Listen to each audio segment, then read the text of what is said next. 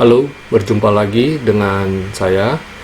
Kita akan review market perdagangan tanggal 17 Juni 2020. Hari ini IHSG ditutup menguat tipis ya, 0,03% di level 4.987. Tadi sempat naik ke atas 5.000 sedikit, tapi sayangnya kembali tutup di bawah 5.000. Tapi hari ini asing membukukan net sell ya 757,8 miliar ya, itu total net sell asing. Adapun penopang indeks hari ini adalah sektor agri mengalami penguatan sebesar 1,76%, lalu diikuti oleh infrastruktur dan konstruksi dan properti ya, masing-masing 0,76 dan 0,79. Yang lainnya rasanya market masih galau.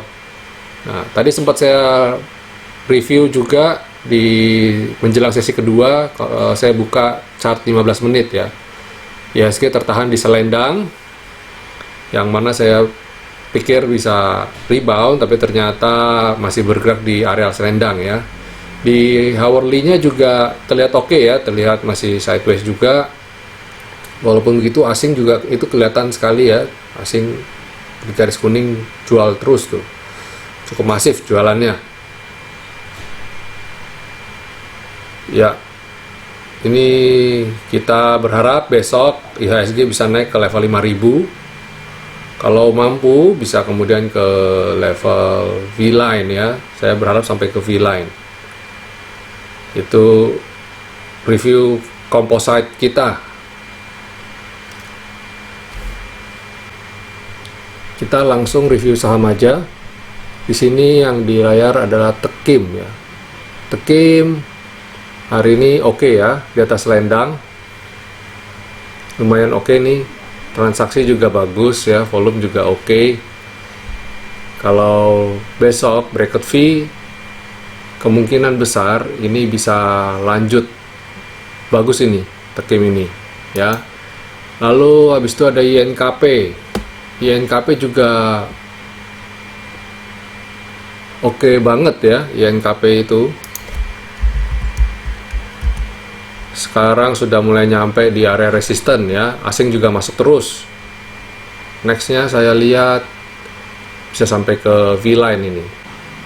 Lalu ada Inco posisi bagus banget ya ini ya. Dari kemarin saya sudah calling Inco dan Antam. Inco ini di atas V-line, rebound tadi, dan trennya Bapak Ibu bisa lihat garis trend line-nya bagus sekali, cakep itu. Ini posisi uptrend ya. Saya masih rekomendasi untuk hold. Antam ini tertahan V-line. Tapi bagusnya adalah kita lihat asingnya beli dan melampaui rata-rata akumulasi asing ya. Ini cakep banget, volume juga tinggi, posisi osilator juga bagus ya. Ini target ke T3 dulu lah, ini nyampe kayaknya nih. Kalau breakout V-line target ke T2, T3 ini ya. Cross finger aja. Saya ada posisi juga di Antam, Inco saya ada posisi juga. Ini kayaknya layak hold ya. Tren nikel juga bagus ya, kayaknya lagi bagus. Nanti coba kita lihat bersama ini tradingnya untuk besok. Lalu ada apa setelah Antam?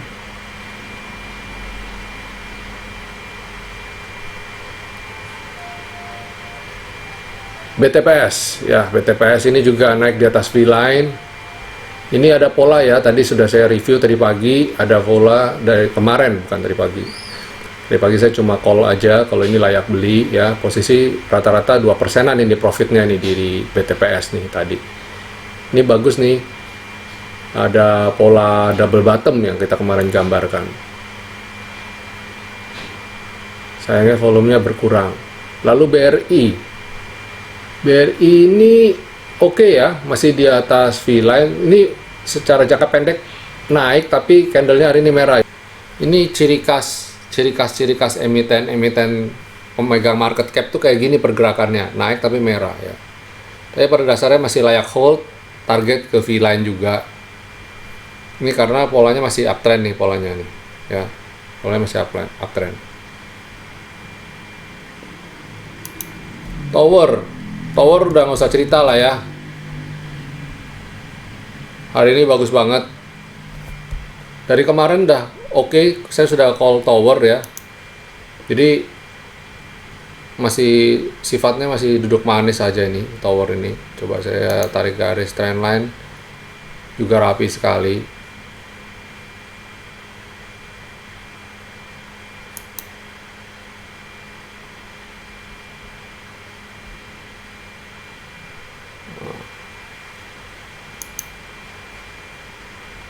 Rapi sekali nih ya.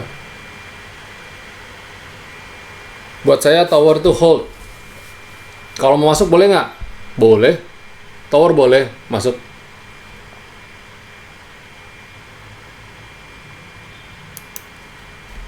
SMRA.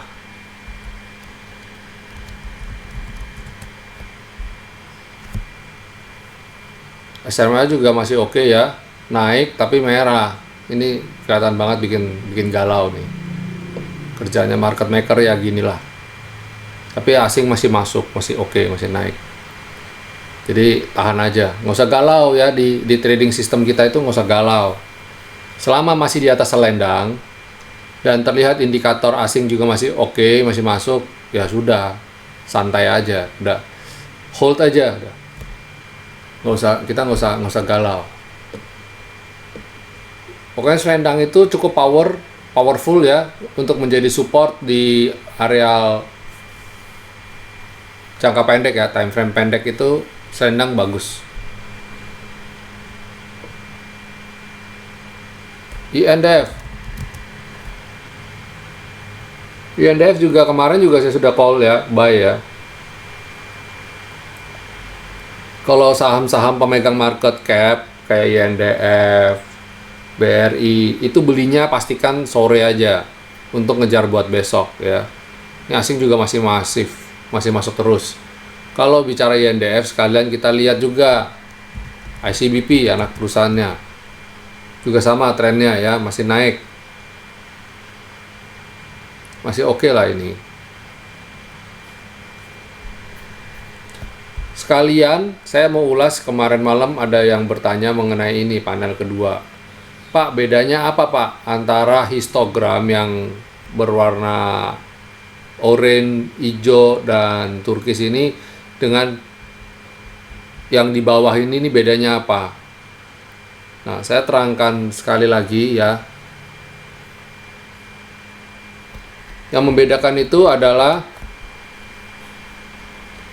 yang ini itu transaksi tektok, volume transaksi. Jadi pernah lihat nggak sih Bapak Ibu kalau lagi rame, marketnya lagi rame, lagi suatu saham lagi mau dibawa naik, itu jumlah lotnya kanan kirinya itu gemuk-gemuk. Yang dimaksud gemuk tuh bisa sampai berapa ribu lot gitu loh. Nah, kalau yang kurus-kurus, saya bilang kurus, itu sepi transaksi, itu ratusan lot saja. Nah, ini yang tergambar tuh di sini sebenarnya. Kalau banyak orang hajar kanan, jadi umpamanya ribuan lot dan dihajar kanan, dibeli di kanan, di over, atau dibuang kiri, itu tergambar di sininya jadi tinggi-tinggi, besar-besar. Kalau yang abu-abu apa Pak? Abu-abu. Kalau abu-abu artinya lebih banyak orang buang kiri daripada hajar kanan, atau lebih banyak yang jualan. Tapi kalau yang kanan ini itu lebih banyak yang beli ke kanan. Tapi intinya adalah volumenya masif, bagus, plus ya, volumenya plus, bertambah terus. Berbeda dengan ini. Kalau ini artinya transaksinya sepi. Kalau di oranye ini di bawah ini sepi, artinya transaksi di bawah sepi. Jadi kalau kayak gini naik terus tiba-tiba turun volumenya, artinya volumenya itu turun, sepi, nggak banyak, ya itu nggak banyak. Yang dikhawatirkan kalau turun tapi disertai volume yang besar, berarti ini orang lagi buangan, lagi masif buangannya. Kalau begini itu kelihatan sekali kalau lagi di tektok yang tipis-tipis gitu. Jadi ini untuk transaksi dan saya gambarkannya volume. Kenapa saya gambarkannya volume? Karena satuannya di Bursa Indonesia kan yang kita bisa lihat itu kan jumlah lotnya, ya toh. Nah, kita bisa lihat volume lotnya itu besar apa kecil gitu. Sekali makan berapa banyak. Tentu saja beda dong. Kalau sekali beli 1000 lot sama sekali beli 100 lot itu beda.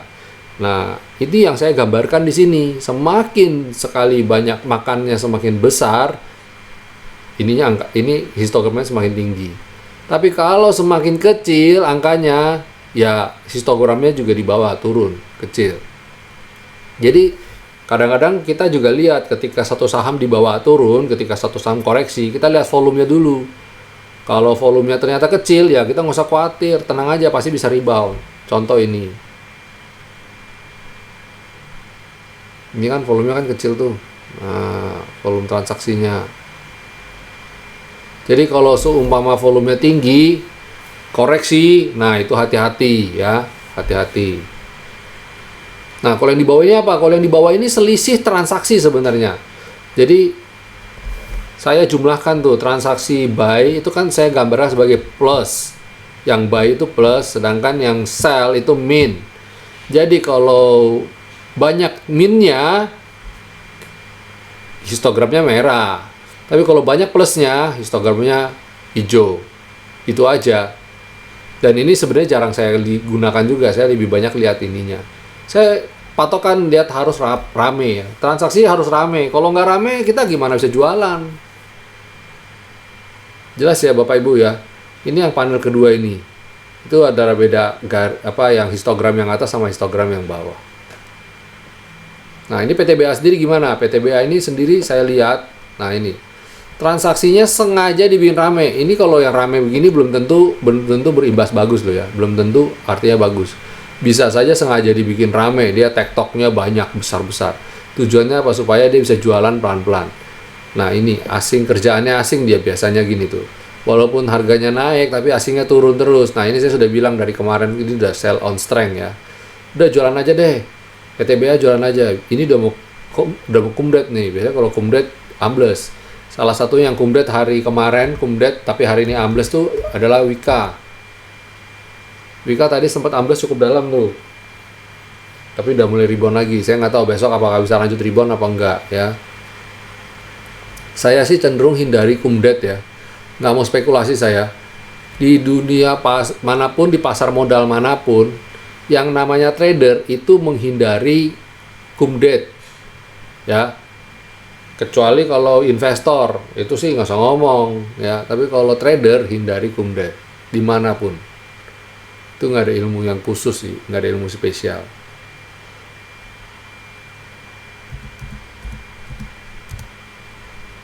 MNCN gimana? MNCN hari ini masih jalan slow ya, walaupun dia candlenya merah, tapi secara grafik dia posisinya juga naik gitu.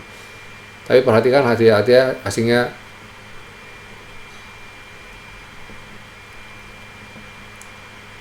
kurang bagus ya. MAPI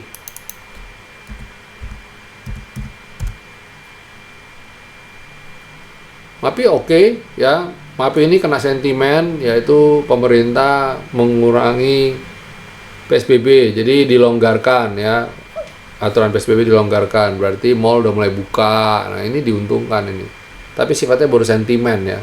Penjualannya apakah sudah meningkat? Belum meningkat, orang belum mau berani belanja. MAPI itu kuat di retail ya, market retail kayak Sogo ya, Seibu, Starbucks dan lain-lain. Nah, ini orang daya belanjanya juga masih belum besar.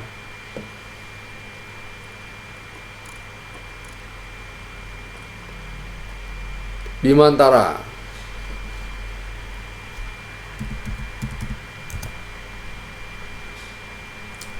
Nah, Bimantara, MNCN itu yang terutama Bimantara lah, saya kurang suka pergerakannya Bimantara. Ini bobotnya agak berat ini, bobotnya Bimantara ini. Jadi susah mau naikin, susah turunin. Turunin gampang, naikinnya susah. Hindari ya. Wika sudah saya ulas tadi ya.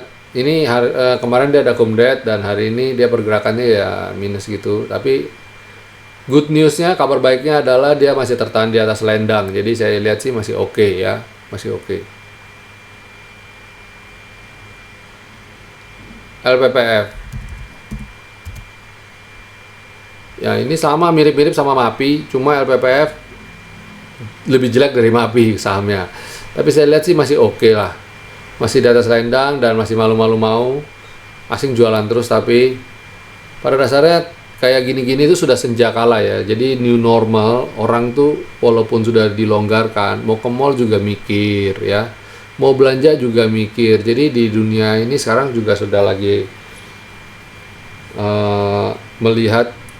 melihat kemunduran ekonomi ya, pertumbuhan ekonomi yang minus ya. Karena orang cenderung udah nggak belanja.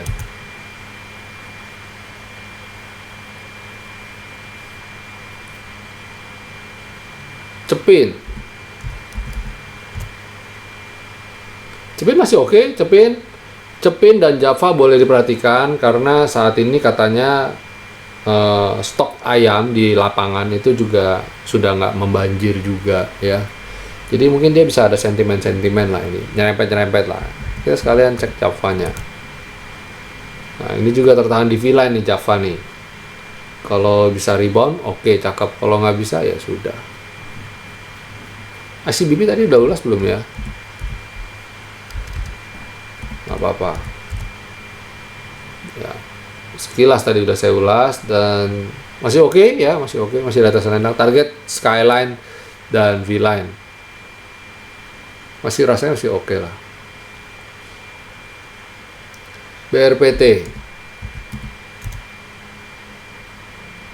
BRPT ini bolak-balik lagi menguji Skyline ya.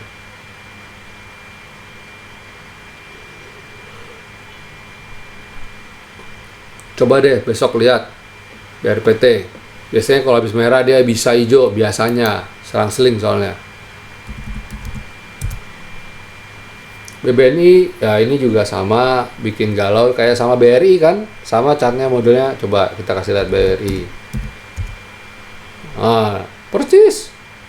Astaga, nggak kreatif nih market makernya nih. Tertahan di selendang, asing juga masih jualan. Saya lihat sekarang bank besar ya, kalau bukan untuk nabung itu mending jauh-jauh dulu ya. Kita yang trending saja, yang lagi trending.